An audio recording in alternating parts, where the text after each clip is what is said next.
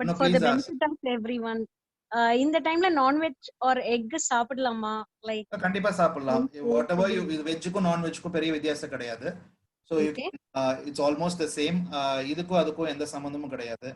So whatever you do, you make sure it is been cooked properly, washed properly. That is very important. Okay, thank you so much. Yeah. I have one more doubt. Is this disease passed by mosquitoes? Can be passed by mosquitoes? No. See, the question. See, இது வந்து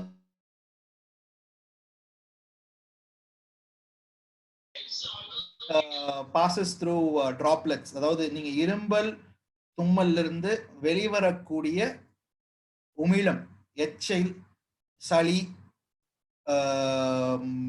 அதுல வந்துட்டு அந்த கிருமி இருக்கும். அது எங்க போய் விழுதோ அந்த இடத்துல அந்த கிருமி இருக்கும். ஸோ அதுல இருந்து தான் அது பரவுது. ஸோ மஸ்கிட்டோக்கும் இதுக்கும் சம்பந்தம் கிடையாது. Thanks, sir. Participant, if you have a question, you can unmute yourself and.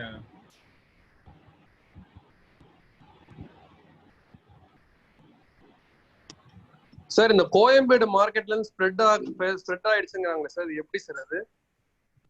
இல்ல, கோயம்பேடு மார்க்கெட்ல வந்து ஒரு லார்ஜ் கேதரிங் இருந்தது. பட் அதுல இருந்து ஸ்ப்ரெட் ஆயிடுச்சு அப்படின்னு சொல்றது வந்துட்டு எந்த அளவுக்கு கன்ஃபர்ம்டு நியூஸ்ன்னு நமக்கு தெரியாது. பட் ஐடியலி அந்த மாதிரி ஹியூஜ் கேதரிங்ஸ்க்கு நீங்க போகாம இருக்கிறது it's good.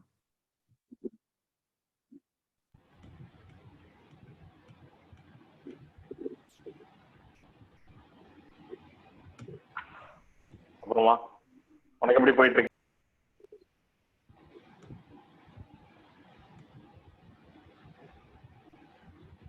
Hello.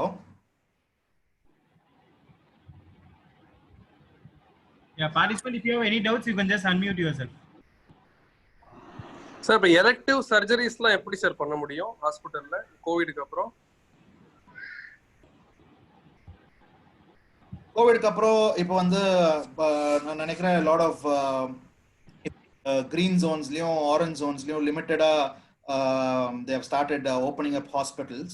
So elective surgeries பொறுத்த வரைக்கும் till the disease is completely out, the last case நம்ம டிக்ளேர் பண்ற வரைக்கும் I think it is mandatory. கட்டாயமா நம்ம வந்து கொரோனா ரிஸ்க் இருக்குங்கிறத உணர்ந்துட்டு நம்ம எவ்வளோக்கு எவ்வளோ ப்ரொடெக்டடா இருக்க முடியுமோ அவ்வளோக்கு எவ்வளோ ப்ரொடெக்டடா நம்ம ஒரு இந்த பர்சனல் ப்ரொடக்டிவ் எக்யூப்மெண்ட்ஸ் போட்டுக்கிறது, அதுக்கப்புறம் பேஷண்ட் வந்து டெஸ்ட் பண்ணிட்டு சர்ஜரிக்கு எடுக்கிறது, இது மாதிரி விஷயங்கள் பண்ணி நம்ம எலக்டிவ் சர்ஜரிஸ் பண்ணலாம். பட் அதுலேயும் ரிஸ்க் இல்லைன்னு கம்ப்ளீட்டாக சொல்ல முடியாது. வி ஹேவ் டு கீப் வாட்சிங் the patient for some time. ஒரு டிஸ்சார்ஜ் பண்ணுற வரைக்கும், டிஸ்சார்ஜ் பண்ணிட்டோ டிஸ்சார்ஜ் பண்ணதுக்கு அப்புறமேட்டோ அவங்களுக்கு ஏதாவது சிம்டம்ஸ் இருக்கா இல்லையான்னு பார்த்துட்டு ஒரு ஃபாலோ அப்ல வி கேன். ரொம்ப தேங்க்ஸ் சார். இப்போ இன்னொரு டவுட் இருக்கு, ரொம்ப கிளியரா சொன்னீங்க.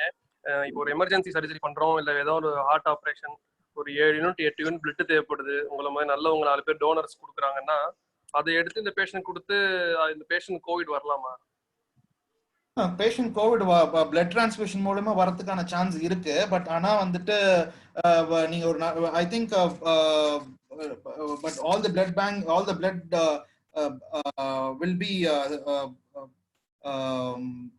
thoroughly screened and sterilized out of all infections. So அதனால அந்த ஒரு பயம் நல்ல ஹாஸ்பிட்டல்ஸ்ல பண்ணும்போது இருக்காதுங்கிறது தான் என்னோட.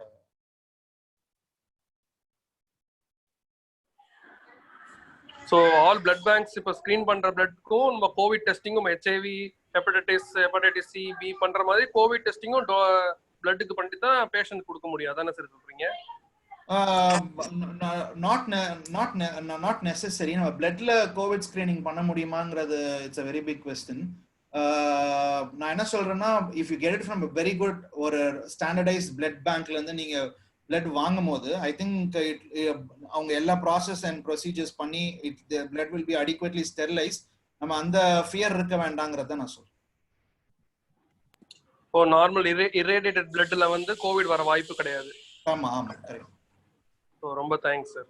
We had this doubt. Thank you so much. Thank you.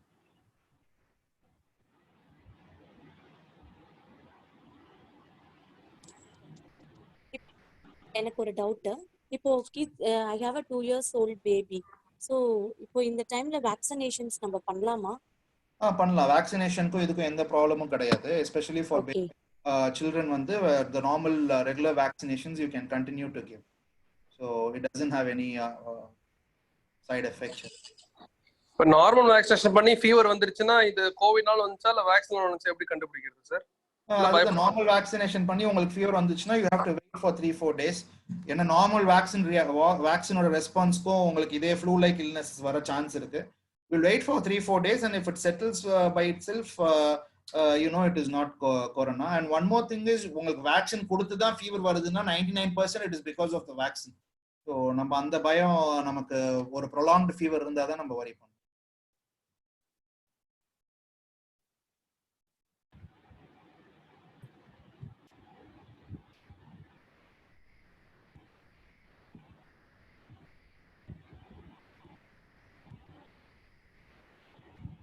The participants, any doubt, please, if you feel. இவங்களை பார்த்து கெட்டு போயிட்டானுங்க. Yes, sir. Please ask. Karthik from Salem, sir. Actually, sir, thank you, sir. First of all, எல்லா information ரொம்ப யூஸ்ஃபுல்லா இருந்தது எங்க எல்லாரையுமே ஃபேமிலியை சேஃப்கார்ட் பண்றதுக்கு. இப்போ இந்த லாஸ்ட் 1 weekல சார் என்னோட க்ளோஸ் சர்க்கிள்ல இருக்கவங்களே வந்து பாத்தீங்கன்னா ஈவன் யங்ஸ்டர்ஸ் 37 year old நல்ல ஆக்டிவா இருந்தவரே ஹார்ட் அட்டாக்ல இறந்துட்டாங்க. இதே மாதிரி கண்டினியூஸா ஒரு 3-4 கேஸ் நாங்க வந்து இந்த 1 week-ஆவே கேட்டுட்டு இருக்கோம். பட் இது கன்ஃபியூஸா இருக்கு சார். இப்போ இதுவே நமக்கு ஒரு பயத்தை படபடப்பு ஏற்படுத்துற மாதிரி இருக்கு. இல்ல கொரோனாவா இருக்கும் நீங்க பயப்படுறீங்களா? இல்ல சார், ஹார்ட் அட்டாக்ல இறந்துருக்காங்க. பட் அத ட்ரீட்மெண்ட் ஒரு ஹாஸ்பிட்டல்ல போனா எமர்ஜென்சி இந்த மாதிரி சிச்சுவேஷனுக்கு என்னங்க சார் பண்ண முடியும்? இல்ல புரியல உங்க क्वेश्चन எனக்கு புரியல. ஹார்ட் அட்டாக்ல இறந்துருக்காங்க பட் எமர்ஜென்சி ஆக்டிவா தான் இருந்தாங்க. பட் சடனா ஹார்ட் அட்டாக்னு சொல்றாங்க, இறந்துருக்காங்க 4 பேரு இந்த 1 weekல மட்டும். அதை கேட்கும் போதே நமக்கே ஒரு மாதிரி பயமா இருக்கு. அவங்க ஹார்ட் அட்டாக்ல தான் இறந்துருக்காங்க. இந்த மாதிரி சிச்சுவேஷனுக்கு என்ன மாதிரி ஏதோ ஒரு ப்ரிகாஷன் இந்த மாதிரி இருக்கிறதுக்கு என்ன அட்வைஸ் சார் நீங்க கொடுக்குறீங்க? இல்ல இது அதாவது ஹார்ட் அட்டாக்ல வந்து 2 விஷயம் இருக்குங்க. ஒன்னு வந்து ஹார்ட்டுக்கு போற பிளட் அஃபெக்ட் ஆகுறது. ரெண்டாவது வந்து ஹார்ட்ல வந்து ஒரு எலக்ட்ரிக்கல் ஆக்டிவிட்டி இருக்கும் ஹார்ட்லயும் பிரெயின்லயும். சரிங்களா? ஸோ அந்த எலக்ட்ரிக்கல் ஆக்டிவிட்டியில ஏதாவது ப்ராப்ளம் ஆகி ஹார்ட் நின்றுச்சுன்னா அதுக்கு பேர் நம்ம கார்டியாக் அரெஸ்ட்னு சொல்லுவோம். ஸோ இது 2ல உங்களுக்கு என்ன நடந்திருக்குன்னு நமக்கு தெரியல. பட் நம்ம ஒரு ஜென்ரலா அதை நம்ம சொல்லும் போது எல்லாத்தையுமே நம்ம ஹார்ட் அட்டாக்னு தான் சொல்லுவோம். இது எல்லாத்துக்குமே வந்து பல காரணங்கள் இருக்கு. ரீசெண்டா கூட நீங்க கேள்விப்பட்டிருக்கலாம், ஒரு யங் ஆக்டர், ஒரு சினிமா நடிகர் வந்து 35 years 36 years வந்து ஹேட் அண்ட் ஹார்ட் அட்டாக்னு சொல்லிட்டு. ஸோ ஒன்று இதுக்கு மெயின் ரீசன் வந்து ஃபேமிலியில யாருக்காவது டயபெட்டிஸ், ஹைப்பர் டென்ஷன், கொலஸ்ட்ரால் இந்த மாதிரி இஷ்யூஸ் இருக்கு அப்படின்னா நம்ம வந்து ஒரு அபவ் 40 yearsஓ இல்லை 35 yearsல இருந்தோ நம்ம பாடியை வந்து நம்ம ரெகுலரா செக் பண்ணிக்கிறது ரொம்ப நல்லது. So what I would ideally say is ஒரு 35 yearsக்கு அப்புறம் வந்துட்டு ஒரு பேசிக் ஒரு சுகர், ஒரு இசிஜி, ஒரு பிபி, இது வந்து முடிஞ்ச அளவுக்கு 6 monthsக்கு ஒன்ஸ் இல்லாட்டி 1 yearக்கு ஒன்ஸ், இது 3 மட்டும் நம்ம பண்ணிட்டு நம்ம ஹார்ட்டை பார்த்துக்கிறது இட்ஸ் வெரி இம்பார்ட்டன்ட். இது எல்லாத்துலயுமே நான் என்ன what I would say is stress is a very big factor. Like stress தான் எல்லா இதுக்கும் ஒரு பேஸ். இது ஒரு விஷயம் ஆரம்பிக்கிறதுக்கான ஒரு வியாதி ஆரம்பிக்கிறதுக்கான பாயிண்ட் வந்து ஸ்ட்ரெஸ் தான். ஸோ அந்த ஸ்ட்ரெஸ்ஸை வந்து எவ்வளோக்கு எவ்வளோ நம்ம கம்மியாக வச்சுக்கிறோம் லைஃப்ல வந்து we should understand what is important to us and what is not important to us. So நம்ம மோஸ்ட் ஆஃப் த ஸ்ட்ரெஸ் எப்படி இருக்கும்னா நமக்கு எது தேவையில்லையோ அதை நோக்கி தான் நம்ம ஸ்ட்ரெஸ் இருக்கும். ஸோ நமக்கு என்ன தேவையோ அதில் நம்ம ஸ்ட்ரெஸ்ஸே இருக்காது. ஏன்னா ஸோ அதை பேஸ் பண்ணி நம்ம ஸ்ட்ரெஸ் லெவல்ஸை கம்மி பண்ணி வச்சுக்கிட்டாலே I think eating healthy, minimal exercise, eating healthy and bringing down your stress. So this is very important for everybody. நிறைய பேருக்கு இந்த லாக்டவுனே பெரிய ஸ்ட்ரெஸ்ஸா இருக்கு டாக்டர். வீட்ல ஒய்ஃப் ஃபேமிலியோட இருக்கிறதே பெரிய ஸ்ட்ரெஸ்ஸா இருக்கு. ஆமா, அதனால தான் ஹார்ட் அட்டாக், ஸ்ட்ரெஸ் எக்ஸ்ட்ரா ஆகுமா? ரொம்ப நாளா வீட்டுக்குள்ளேயே அடைஞ்சு இருக்கிறதுனால? இல்ல, கண்டிப்பா லாக்டவுன் வந்து பெரிய ஸ்ட்ரெஸ் ஃபேக்டர் தான். என்ன ரீசன்னா நம்ம எல்லாருமே வந்து மக்கள்ல சந்திச்சு ஒரு கூட்டத்துல இருந்து பழகின கம்யூனிட்டி. நம்ம வந்து அமெரிக்கா மாதிரியோ இல்ல யூரோப்பியன் கண்ட்ரிஸ் மாதிரியோ ஒரு தெருவுல 4 வீடு இருக்கிற கம்யூனிட்டி கிடையாது. நம்ம வந்து ஒரு தெருவுல 100 வீடு இருக்கிற கம்யூனிட்டி.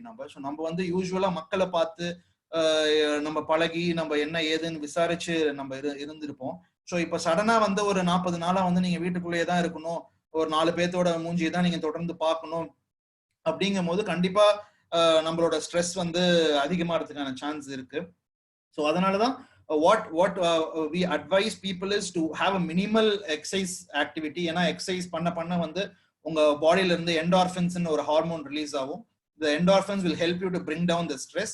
and then முடிஞ்ச அளவுக்கு ஒரு 15 minutes ஒரு மெடிடேஷன் இந்த லாக்டவுன்ல to bring down the stress level.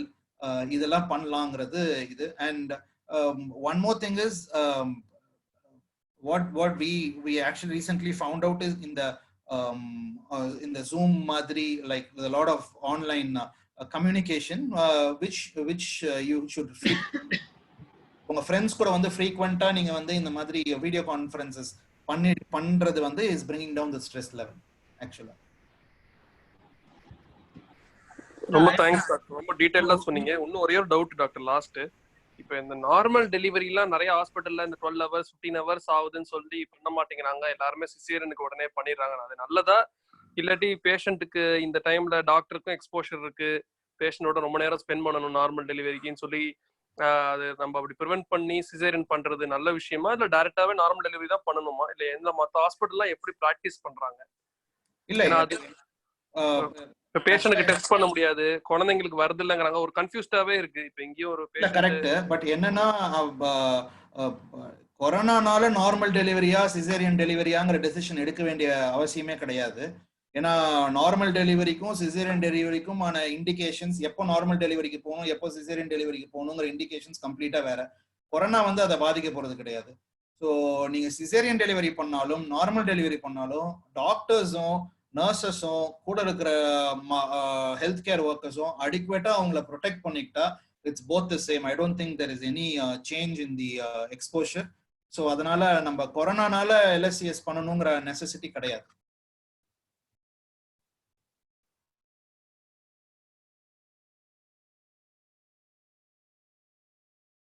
Doctor, இப்போ கொரோனா வந்து சிம்டம்ஸ் பேஸ்ல இருக்கு அப்படின்னு தான் சொல்றாங்க. But we are hearing some news அவங்களுக்கு எந்த சிம்டமே இல்ல, but they are affected with corona அப்படின்னு சொல்றாங்க சார். அது எப்படி? ஹலோ